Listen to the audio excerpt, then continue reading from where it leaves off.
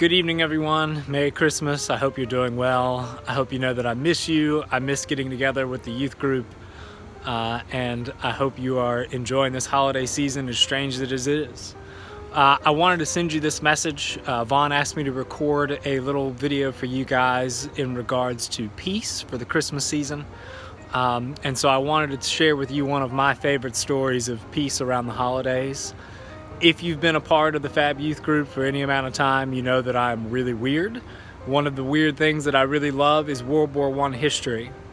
One of my absolute favorite stories from World War I is the story of the Christmas Truce from 1914. So, for a little bit of historical perspective, the war started in August of 1914. So at Christmas time, you're talking about 5 months into a war.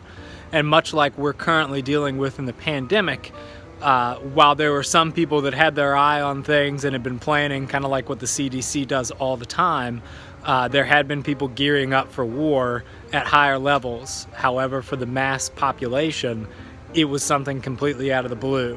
And so much like the pandemic, it took everybody by surprise and upended life as they knew it.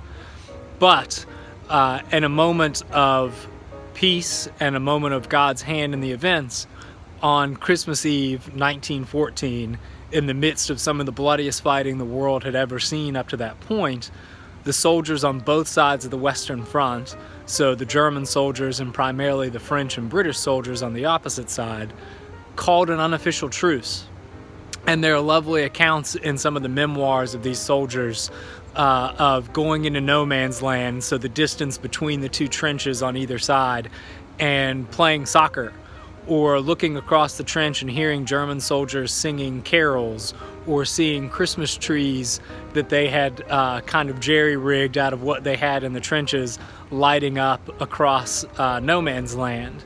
And on this evening, the soldiers took a break, and instead of shooting at each other and bombing each other and conducting night raids, they settled down and realized that ultimately we are all people, and that really the fight itself is meaningless in the greater scheme of things.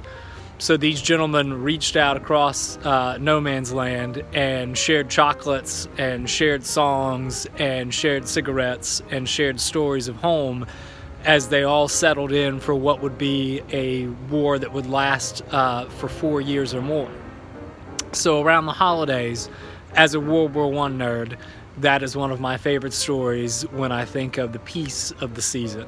And I think of the peace on earth and goodwill towards men from Luke 2:14 that is talked about in the birth of Christ. Once again, I miss all of you. I hope you are well.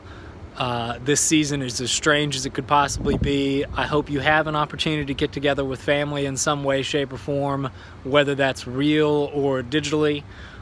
Know that I am thinking about you and praying about you, and if you want to reach out, you can always get me. I love you guys. Stay well. Merry Christmas.